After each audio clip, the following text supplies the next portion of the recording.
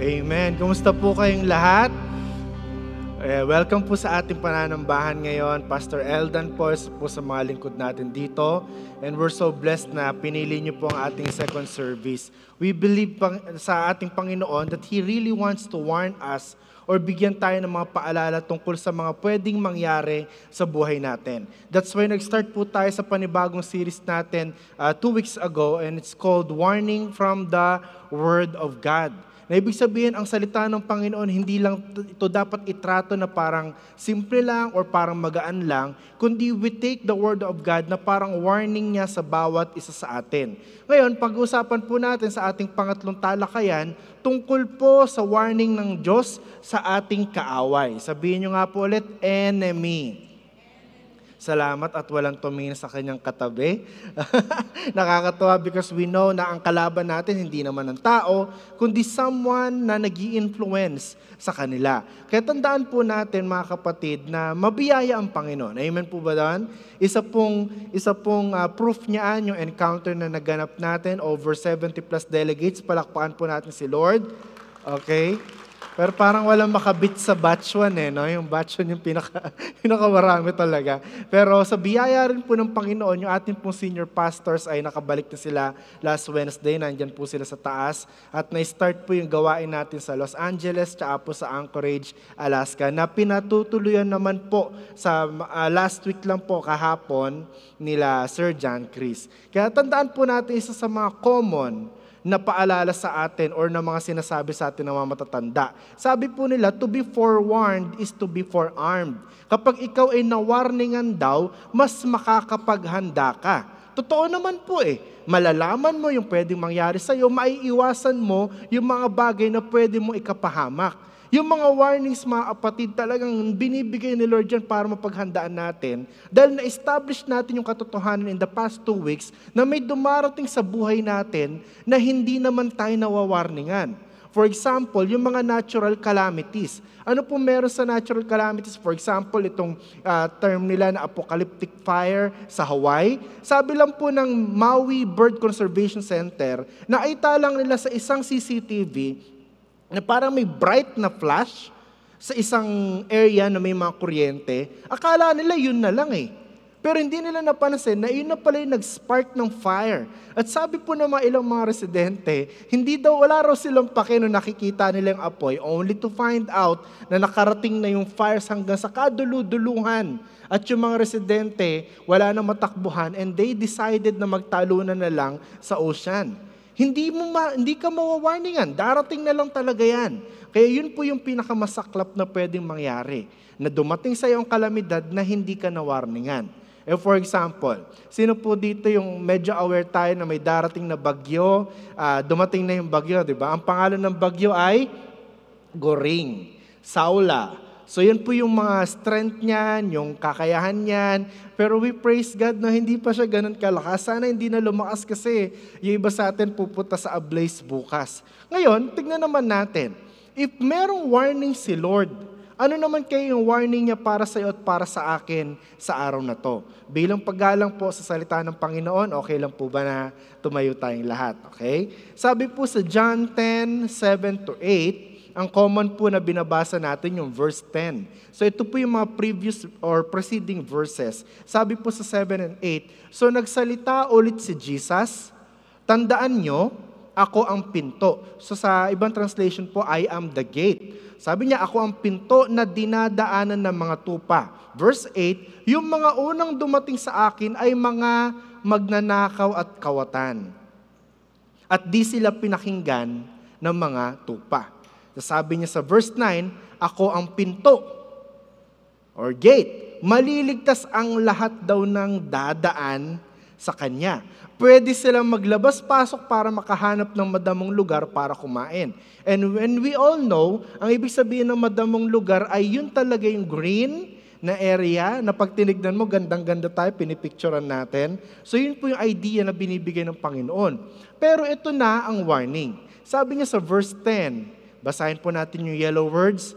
Dumadating ang magnanakaw para lang nakaw, pumatay, at manira. Tapos sabi ba naman ni Jesus, napakaganda, dumating ako para magkaroon ng buhay ang lahat. At anong klaseng buhay daw mga kapatid? Yung buhay na masagana. Pray po tayo saglit. Lord, salamat po sa pagkabasa po ng iyong salita. Pinaparangalan ka po namin at kayo pong bahala sa aming mga buhay na maunawaan po namin to sa pamamagitan ng Diyos Banal na Espiritu. In Jesus' name we pray, Amen. Makakaupo na po tayo muli. Yan. Kaya yung warning for us sa hapon na ito, kasi naalala natin yung warning noon against bitterness and anger, yung warning sa atin last week tungkol sa foundation ng buhay natin, na huwag kang magtatayo ng buhay mo sa medyo questionable foundation, pero magtayo tayo sa pamamagitan ng buhay natin kay Jesucristo. Ngayon, ang warning sa atin sa araw na to ay, meron tayong kaaway. Meron tayong dangerous at deadly na kaaway. Walang iba kundi ang ating kaaway na si Satanas. Ngayon, paano po tayo magiging ready? Ano po yung binibigay ni Lord sa atin na kaparaanan or mga technique para maiwasan natin or mapaghandaan natin yung atake niya palagi sa buhay natin? Number 1, kilalanin po muna natin siya. Tandaan natin na ang kaaway natin hindi yung katabi mo. Sabihin mo nga sa katabi mo, bati tayo. From bata, no? Bati tayo. Pero please recognize na napakatindi ng kaaway natin. Lagi siyang nagbabantay. Lagi siyang naghahanap ng moment na pabagsain ka. Pero isang katotohanan po yung gusto kong maunawaan natin, na meron po tayong tinatawag na gera. Pastor, may gera ba tayo? Hindi ba sa Russia yon against Ukraine? Hindi po eh. We are talking about yung spiritual warfare.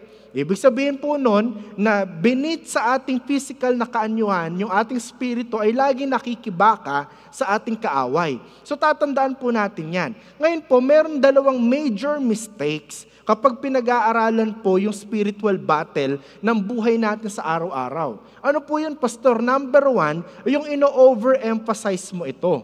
Pangalawa, yung ina-underemphasize mo ito. Pastor, ano ba ibig sabihin ng overemphasize? Na para bang ganito, we know that we are at war, may gera, pero lahat na lang, sinisisi mo yung kaaway. Naglalakad ka, natalisod ka, sinisi mo kagad Satanas. Right? May nangyari sa'yo, bumagsak ka, sinisi mo kagad Satanas. Lahat na lang sinisisi mo sa kanya. Over naman yon. Pero pangalawa po na pwede natin consider na mukhang lahat tayo ay nagagawa natin, yung medyo ini-ignore natin. Ay, kaya ko to. Malakas ako, matibay ako. Okay? Hindi ko ibibigay kagad ang sarili ko. Hindi ako magagalit kagad. Hindi ako magkakamali. Na para bang ang taas ng tingin mo sa sarili mo, not knowing na meron talaga tayong kaaway na nag-aabang sa iyo at sa akin. Kaya para mas maunawaan natin siya, sino ba yon? Walang iba, kundi ang kanyang mga pangalan ay si Satan. Alam niyo naman po, paalala, whenever we talk about these things, humahanap talaga ang kaaway ng kaparaanan para distract tayo, tsaka pabagsakin tayo. Kaya pasadahan lang natin ito. Or, ibig sabihin ng devil ay slanderer. Iyan ang tawag sa kanya ng Biblia. Kaya sabi po ni Pedro, isa po sa kanyang warning sa atin, maging alerto tayo.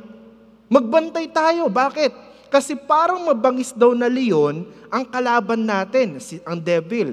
Gumagala siya at naghahanap ng lalapain. Na para bang akala mo wala siya dyan, pero kapag nahulog ka na doon, nakaabang na pala siya, waiting kasi nahulog ka na sa kanyang trap. Kaya makikilala natin siya sa kanyang mga pangalan.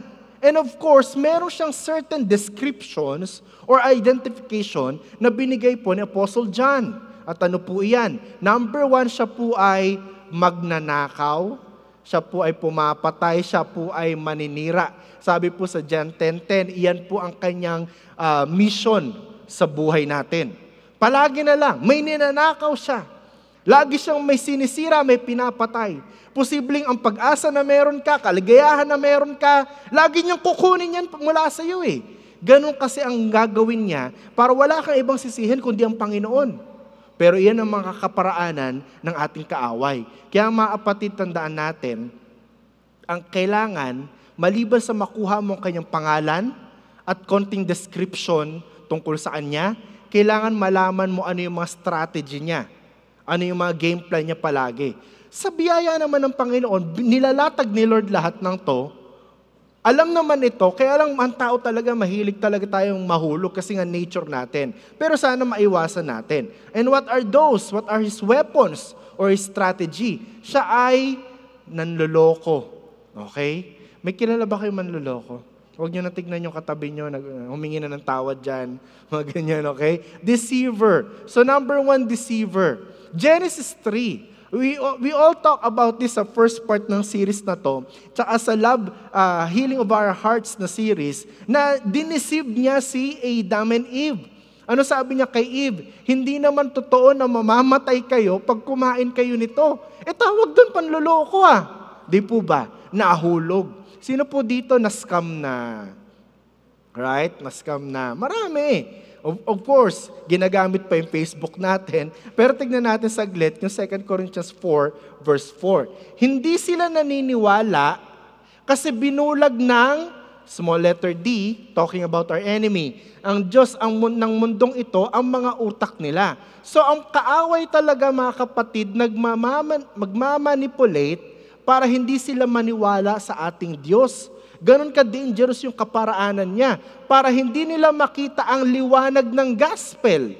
So bakit kaya mga kapatid, hindi lahat nag-church, hindi lahat nakakaunawa sa ginagawa ng pananampalataya natin kasi binubulag ng kaaway. At lahat naman tayo binulag ng kaaway talaga, simula pa kay Adam at Eve.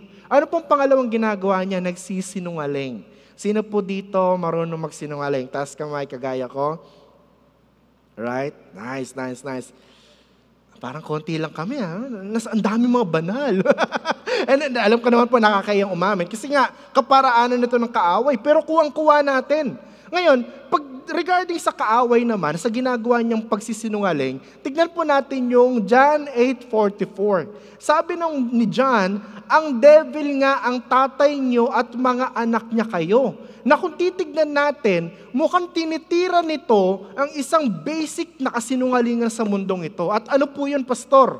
Na sinasabi ng mundo na maraming mga kaibigan natin na lahat naman, pastor, anak ng Diyos Hindi pala totoo. Huwag kayong maniniwala doon. Hindi lahat anak ng Diyos, pero pwedeng lahat maging anak ng Diyos. Pero ang ginagawa ni Satanas ay maniwala ka lang dyan para hindi mo makilala si Lord. Pero ang katotohanan nun, niloloko na pala niya tayo. Tignan po natin sa last part. Kasi sinungaling siya at siya ang ama ng lahat ng kasinungalingan. Minsan, kapag di tayo nag-ingat, para tayong like father, like children. Huwag tayong magsinungaling. Pastor, okay lang naman po yung white lies, di po ba? White lies ka dyan. Ganun pa rin yun. Sino nag-label niyan? Kapag kasinungalingan pa rin talaga. Okay? Kaya simula ngayon, ang mga nag-church sa Zion, hindi magpapanipaniwala sa mga lumilitaw sa social media. Tama? Okay, tama? Right? Hindi tayo basta magpapaniwala sa kwento hanggat naririnig natin ang ibang side. Mag-ingat po tayo dyan. At isa pa po sa kaparaanan niyang masakit talaga ay inaakusahan ka niya. Yun yung masakit sa buhay, di po ba? Maakusahan ka. Tama ba yun? Sino po dito nung elementary kayo, may sumisigaw, nasaan yung lapis ko? Diba? Tas bata ka pa lang, naturuan ka na magsalita ng, di ako yun. Right? Pinakamasaklap, sino daw yung umutot. Ganun. Kung sino daw yung unang umamin, parang inay may problema. But the problem is, yung pag-a-accuse na yan, hindi yan makatao Galing yan sa ating kaaway. Kaya pag titignan po natin Revelations 12:10, medyo mahaba lang po yung verse natin, okay? May narinig akong malakas na boses galing sa langit, sinasabing, ngayon, nandito na ang kaligtasan, kapangyarihan at paghahari ng ating Diyos. Pinakita na ang authority ni Christ kasi tinapon na si Satan sa labas ng langit. Ano yung accuse? Pinagbibintangan. O yung mga mapagbintang dyan, hindi gawain ni Lord dyan. Kaya magbabago na tayo, amen? So yun yung kanyang kaparaanan. At isa pa po sa estratehiya ni Satan na talagang mukhang paborito natin ay kapag siya ay nanunukso, Remember, ang tukso ay hindi kasalanan unless mahulog ka sa tukso. Nakuha po natin. Kaya lang po, ginagawa natin sa buhay natin, gaya ng explanation ni Bishop minsan, tinatry natin paunti-unti ang pasensya ng Panginoon. Ay, hindi pa ako malalaglag, hindi pa ako mahuhulog. Safe pa naman kami. Hanggang sa di mo napansin, nalaglag ka na sa kasalanan. Iyon ang problem eh. Nagpapatukso tayo na dapat tinatakbuhan na lang natin yung karamihan sa tukso. Nagtatago tayo, hindi natin binabanggit, di tayo naging accountable. Doon tayo nagkakaproblema. And even Jesus Christ, He was tempted nung nandito siya sa lupa. Ano po nangyari? Dinala ng Espiritu ni Jesus. Thank you. Sayang yung illustration ko, bumalik eh. Thank you, okay? Dinala ng Espiritu si Jesus sa desert para tuksuhin si Sunny. Para tuksuhin ang kaaway. Ngayon, anong point po nito mga kapatid? Remember guys, si Jesus, He dwelt here on earth, nanirahan kasama natin, and even yung tukso, pinagdaanan niya. He needed to fast. Kasi kapag nag-fasting po siya noon, parang kumukuha siya ng kapangyarihan mula sa Diyos Ama kasi voluntarily niyang give up yung konting powers niya. Right?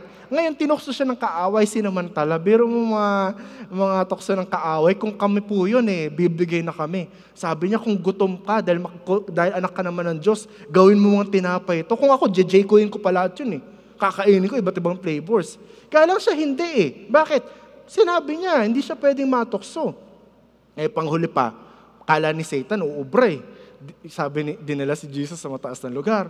Tapos sabi ba naman ng kaaway, sambahin mo lang ako, mapupunta sa'yo lahat to. Parang, alam mo yun yung ultimate sanang kaparaanan para masabing nag-submit yung langit sa kanya Pero hindi. Dahil alam ni Lord, nakaparaanan ng kaaway ito, naiwasan niya na magkaroon ng puwang, ng pag-atake ang kaaway sa buhay niya. Remember tinutukso siya, pero nanatili si Jesus na solid. Mga kapatid, kung alam mo ang estratehiya ng kaaway, mapapagtagumpayan natin siya. Amen ba doon? Amen. Kaya pangalawa, ano ba yung pwedeng gawin ng kaaway sa atin? Gusto niya na maging malaimpyerno ang buhay mo at buhay ko. Aakitin ka niya sa mga bagay na mukhang maganda, madali, pero ito'y panandalian lang at walang total joy. At gagawin niya, higit sa lahat, para hindi ka makakonect kay Lord and eventually, pag pinarusahan siya, maisasama ang marami sa atin. Iyon ang kadahilanan, bakit bumaba ang kaaway Kaya kung titignan natin, panalo nga si Jesus, pero hindi pwedeng you will take Him for granted lang. Makapangyarihan siya Di po ba? Lagi may ginagawa siya, alam na niya yung mga nangyayari noon, matagal na siya nabuhay, alam niya na yung pinagdadaanan bawat isa, yung tuksong effective sa iyo at sa akin. Pero tandaan po natin, yung binasa natin kanina, hindi sila naniniwala. Bakit? Yung power niya na i-manipulate, bulagin, i-blind yung spiritual eyes para hindi makita si Lord. Kaya nga po sa John 12:31, sinabi ni Lord, oras na para hatulan ang mundong ito. At meron daw naghahari sa mundo na ito. Hindi si BBM, okay? Kundi yung kaaway natin. Kaya pag tinanong natin, bakit may sinasabi pong small letter D sa Bible at sinasabing pagmamay-ari niya yung mundo? Yun talaga yung title niya. Sa Bible, He is also called the Prince of Power or of the Air or Prince of Persia. Hindi ba laro yun, Pastor? Binabanggit po talaga yon. And 1 John 5:19, tignan po natin yung kapangyarihan. Alam nating mga anak tayo ng Diyos at ang buong mundo naman, so para may separation sa verse na to, dito, alam nating mga anak tayo ng Diyos at ang buong mundo naman ay nasa, tuloy niyo po, ilalim ng, so proper noun. Siya po ang tinutukoy dyan. Kaya nga po masakit. Nung binanggit ni Apostle Paul ito, nung time na yon, yung masamang diskarte ng mundo ang sinusunod daw natin. Sinunod daw natin ang leader. So parang specific na siya ng mga kaaway. Siya ang nasusunod sa mundo ngayon. At kontrolado niya rin ang mga taong hindi sumusunod sa Diyos. Kapatid, tanungin ko kayo, sino po ang sinusunod natin? Yan po magandang pag-isipan natin. Madaling sabihin na, Lord, ikaw talaga sinusunod namin. Pero baka sa ating actions, malamang ay hindi po siya. So maliban na siya ay powerful, grabe, napakasama po talaga ng kaaway natin. Lahat na nangyari sa buhay natin na masama, pinayagan ng Panginoon, pero hindi galing sa Panginoon. Galing sa Kanya. Amen? Pandemic. Saan ka makakakita? Mahirap pandemic. Biro mo yung mga tao, hindi na nakapag-church. Online na. Kaya lang sa online, nagsasaing pa tayo. Bis tayo konti, pero nire-ready na yung kape. Alala ko po ng pandemic. Headquarters po ng church natin, yung bahay namin. Nakalatag sila Kier, sila yung ibang mga staff natin, nandun sila. Pero may nagluluto na si Chanda sa likod. Ready na yung mga pagkain. Ang hirap po talaga eh. Salamat na lang. Unti-unti na tayo nakakabawi. Amen? Saan niya galing yun eh? Hindi galing kay Lord, pero there are times na He allows it kasi nga tayo rin naman yung pumili. Okay? So hindi mo pwedeng sabihin galing kay Lord yun. Yung evil, yung tukso, galing yan sa kaaway.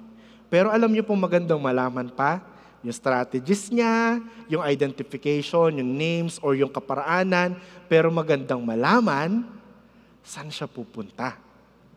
Saan siya pupunta? Saan ang kanyang endgame? Saan ang kanyang kahantungan? Tignan po natin saglit. Revelations 20 verse 10. Tapos, tinapon, pwede bang basahin natin? Kasi parang pinapamukha natin sa kaaway yung ending niya. Ready ba kayo? Okay? Let's read. 1, 2, ready, let's read. Tinapon sa lawa ng apoy at sulfur yung devil na lumoko sa kanila. At doon din tinapon yung halimaw at yung peking prophet. Araw-gabi silang pahihirapan doon magpakailanman. So papunta pa lang sila doon, pero alam na ni Lord na doon talaga sila. At alam din ng kaaway to. Kaya ngayon, double time palagi yung kaaway eh. Tayo magre-relax na tayo mamaya, pero mamaya atake na naman siya sa isa-isa sa atin. Palulungkutin ka, bibigyan ang discouragement, kasi alam niya malapit na yung time niya. But praise the Lord, meron siyang katapusan. Amen? Kaya masarap pag-usapan yan, malaman yung mga bagay na yan. But here's the call and the promise, panawagan at pangako ng Panginoon sa iyo at sa akin. Ready na po kayo malaman? Meron tayong kaibigan. At pwede mo siyang makilala. At sino po yung ating kaibigan, mga kapatid? Walang iba kundi ang ating Diyos. Jesus is our friend. He is our Savior and Lord. At basahin po natin yung last sentence. Pakilakas po. Ready, let's read. He has a wonderful plan for your life. Sabihin mo sa iyong katabi, maganda ang plano ni Lord sa iyo.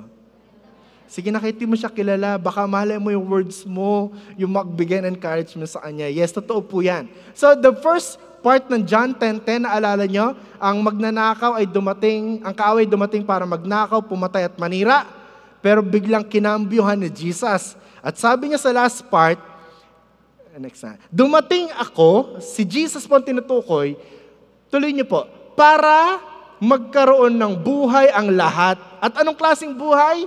Yung buhay na masagana. Sabi po sa 11, karugtong niyan, ako ang good shepherd, ready akong mamatay or ibigay ang aking buhay para daw sa ating lahat.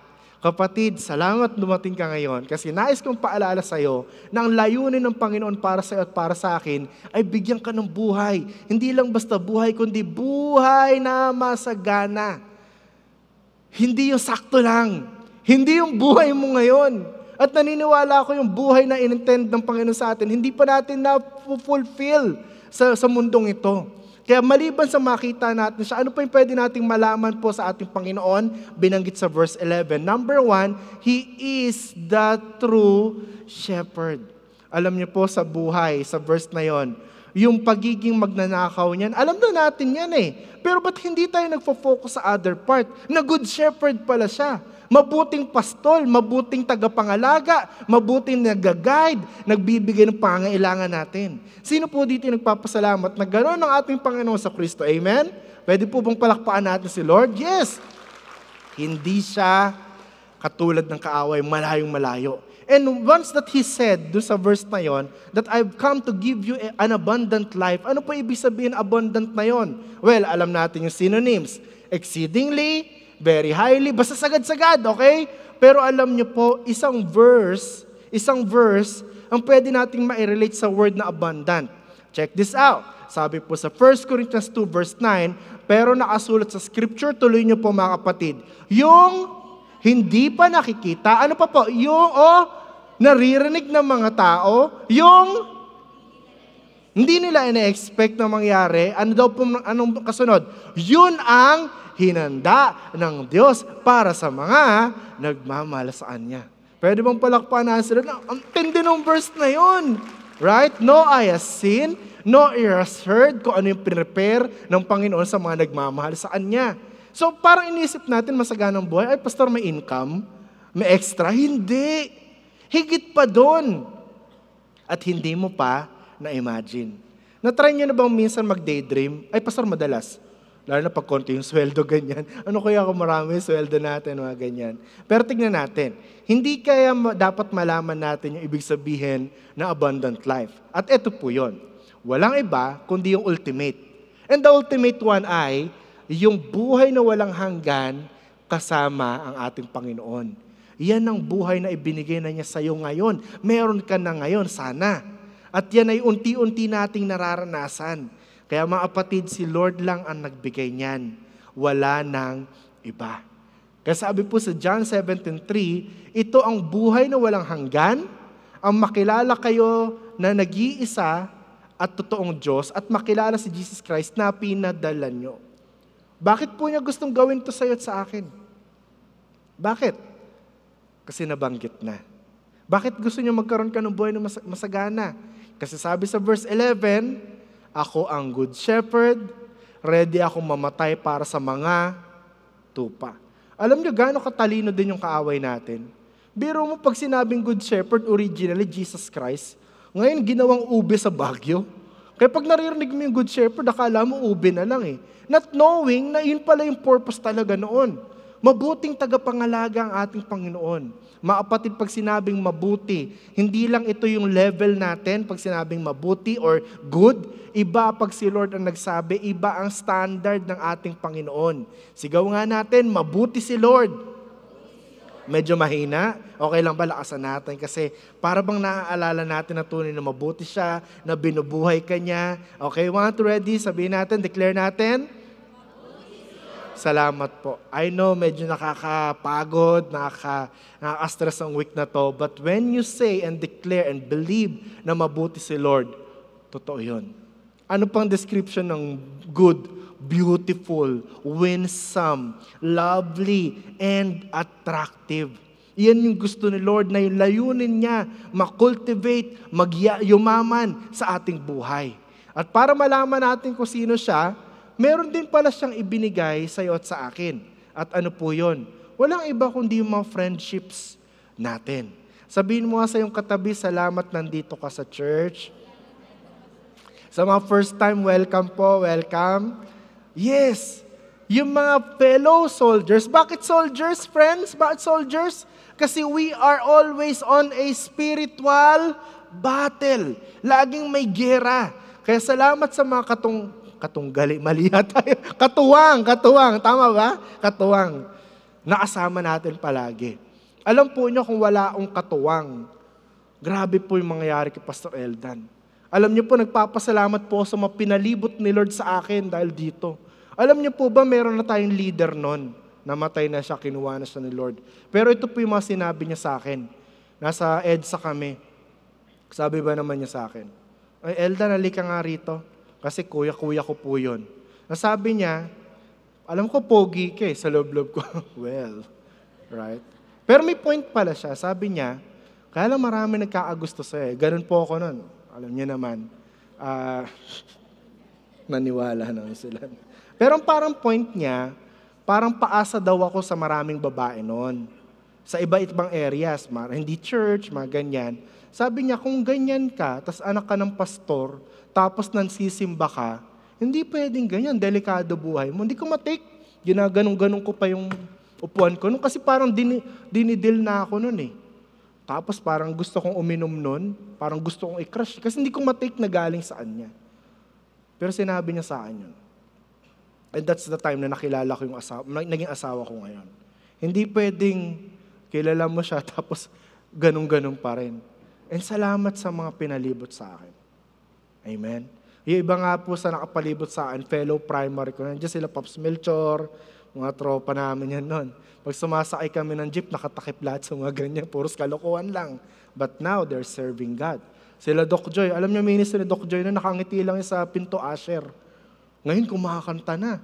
Because alam niyo, when God surrounds you with people, talagang fellow soldiers, ang tanging goal nyo is to succeed sa buhay, especially sa spiritual battle.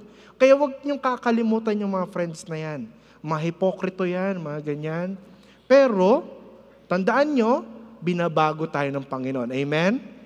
Sabihin mo sa katabi mo, I love you. Okay? Sana hindi mo hindi mo crush siya. Baka ma-offend sa'yo or ano. Okay? So you have a family. And sa mga first time po, mga kapatid dito sa church, may tinatawag po kami mga cell groups or mga life groups. Pwede po kayong sumama. Kung mamaya ipapamit sa iyo yung mga taong yon, ngiti-ngitian nyo lang po kahit feeling nyo plastic sila ganyan. pero tingnan natin na maganda may nagpe-pray para sa iyo, kumakamusta para sa iyo. Ang sarap sa buhay ng merong mga kasama. At higit sa lahat, paano natin lalabanan ng kaaway? Let's know our weapons. Dahil alam natin, kay Lord tayo. At ito yung number 1. The first weapon natin, walang iba, kundi ang pangalan ng ating Diyos.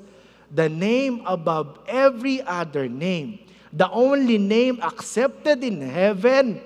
Yung name na kinakatakutan ng mga demonyo.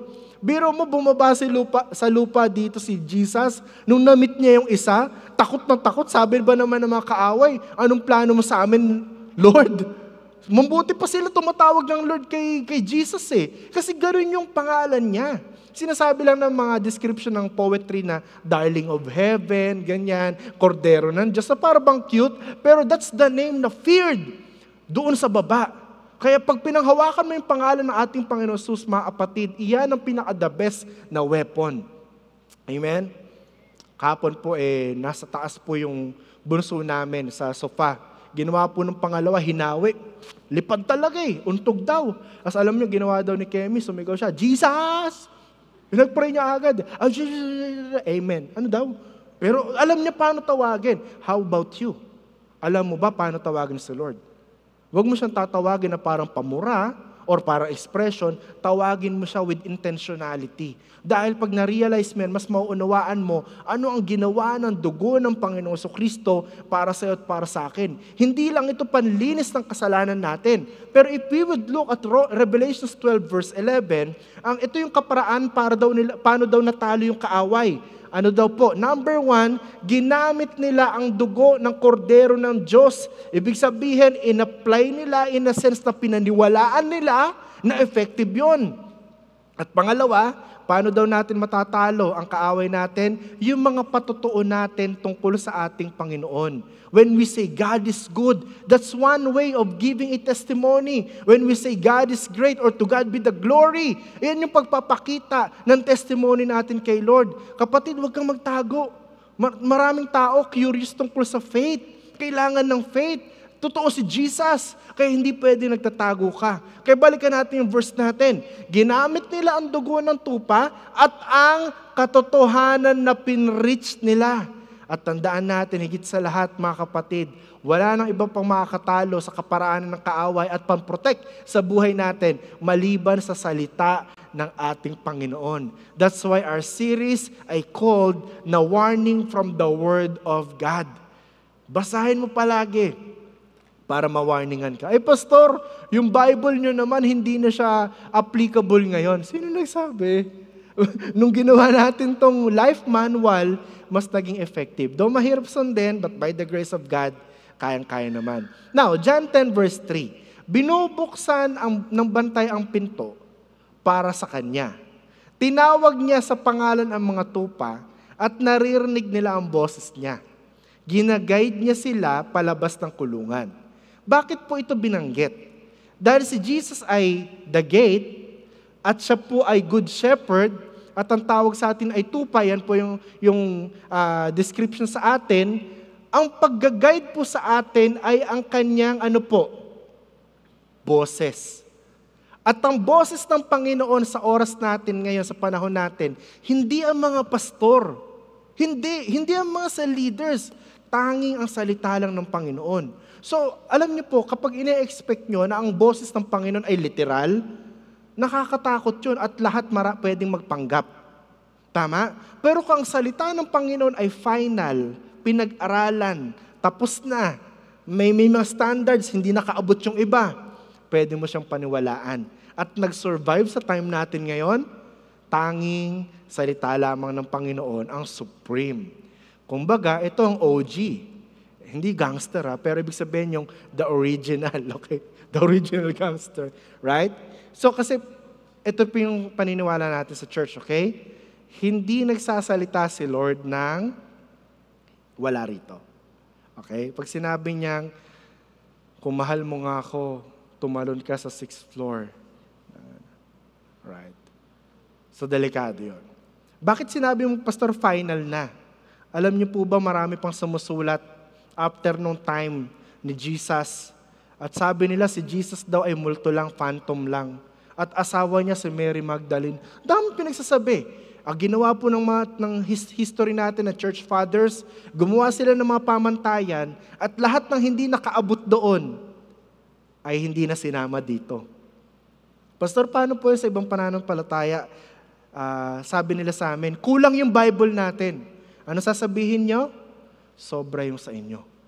Okay? Pero wag na kayo makipag-away. Pero ang goal lang natin, basahin, panampalatayaan, para mainam nating masunod ito at makapagdulot ito ng masaganang buhay at pag-iingat at katagumpayan sa bawat isa sa atin. Sabi po sa 4, pag nailabas na niya ang mga tupa, nauuna siya. Ibig sabihin, gagayad niya talaga. At sumusunod daw ang mga taga-Zion kasi kilala nila ang boses ng ating Panginoon. Kaya kapatid, the challenge for us at panawagan sa atin ngayon, alamin mo ang boses ng Panginoon. Pakinggan mo siya. Si Satanas sigaw na sigaw. Akusa ng akusa. Lagi niya sinasabi sa'yo, mahina ka, bobo ka, buti pa yung iba, nakapag-abroad, ikaw dito ka lang kasi wala ka naman talaga. Hindi totoo yun. Kaya nga minsan ang Panginoon nagsasalita in a still, small voice. Na minsan when you put yourself sa kapayapaan ng Panginoon, mas maririnig mo siya. And when you give more time. Kaya bukas punta po kayo, maybe there's a word na kailangan nyo talaga sa season na ito ng buhay nyo. Punta po kayo.